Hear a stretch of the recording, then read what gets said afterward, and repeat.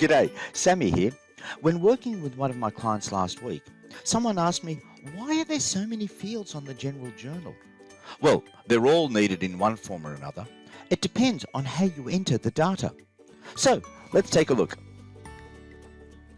Today, I'm going to show you 3 different ways to enter journals in the system. Let's go into this way. There's lots of data that can be entered into a journal, but they're not always needed. You don't need a lot of this stuff. And as you probably know, Business Central journals have to balance before you can post them.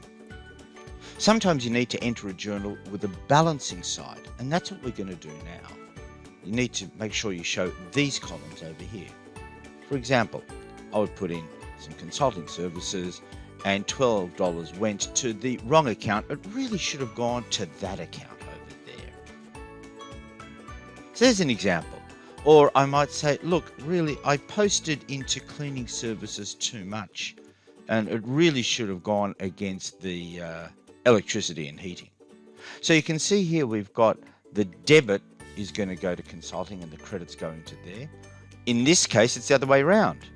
The credit will go to the cleaning account and the debit will go to the 3120 account. But there are times you need to have many different debits and credits, and you want to ensure that the total of all the lines balances. So let's have a look at a second option. This option is the most common option, where you want to enter many debits and credits into a journal and see that the total balances. Let me enter these and you'll see what I mean. So I'll just finish off the last few lines of this. $70 and cleaning gets $19. So you can see here that there can be, as long as the total of the journal balances, then the journal will post.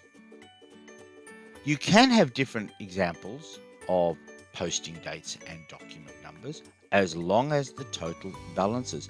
And what people don't know is that as long as it balances by date and document number. So here's a complex example.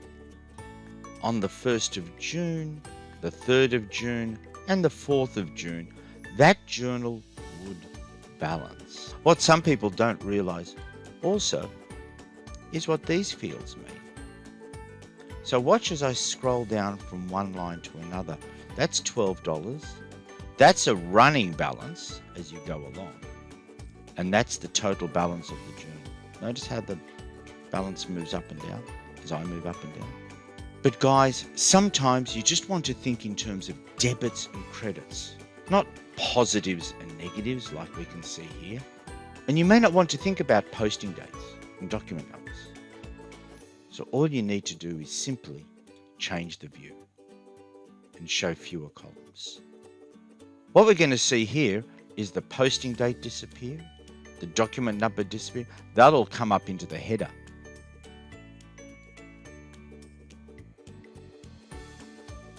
The batch, the document number, the posting date, they've all come up into a header. Notice that the layout here is similar to a header and lines view. It's not unlike a sales order or a purchase order or an invoice. I mean, it's really easy to see the layouts of the debits and the credits. And you can see the totals here all the time. It's a very, very useful layout. So if I want to add more transactions in here, I can do exactly that. A lot of people like this very straightforward debit credit view. That's fine. That serves a purpose. And a lot of people like the view, the more conventional view laid out like this. Whichever suits you, that's fine for you. So, whichever way you enter your journals in Business Central, you have choices to help you achieve more with your technology. Until next time, bye for now.